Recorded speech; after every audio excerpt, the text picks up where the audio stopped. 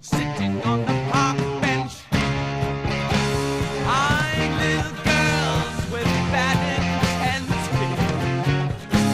Hey, Aqualung, drying in the cold sun, watching as the pretty Peggy.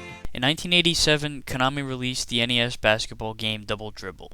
Double Dribble. Wait, what the fuck was that? Double Dribble. Double Dibble?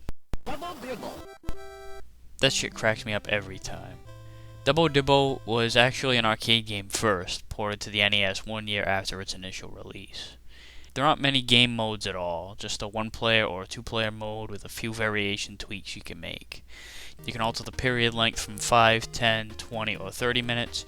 Then there's one of 3 teams you can choose, New York, Chicago, or Los Angeles, none of which make a difference. There are no rosters, not even fake names with different attributes each, so all the team selection does really is change your uniform color. Don't you think that if the teams don't differ at all from each other, they at least could have given you more teams to select from?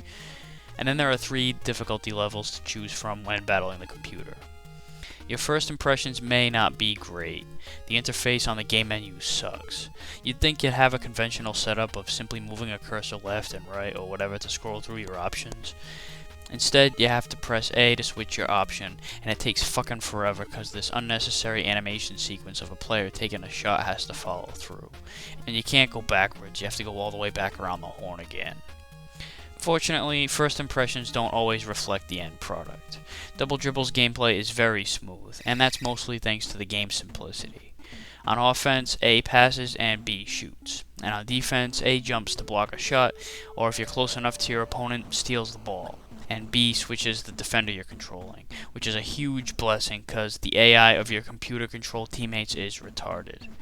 The other guy could be charging straight for the basket, and this genius will decide to go cover the other guy on the other side, like he's going to be passing in this situation. Fucking dumbass.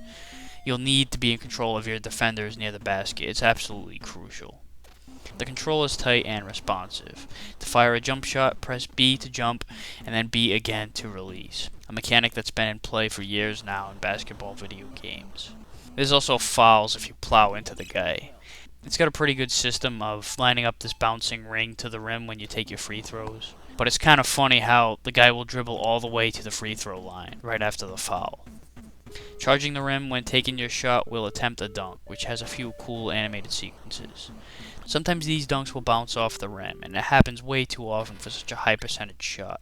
But then it would be too easy to score, because it's not the hardest thing in the world to get a dunk lined up. This sacrifice of realism is what keeps this game fun. I've always said arcade style over simulation in sports games was definitely the way to go back then, due to the limitations of the consoles, and vice versa with modern games. I don't remember the arcade version at all. I honestly don't know if I've ever even played it actually, so I can't compare the two. But I must say that despite the fact that it could have used some small additions, overall this NES port was a slam dunk, or at least a successful layup. And that wraps up this edition of Aqualung's Game Reviews. See you next time.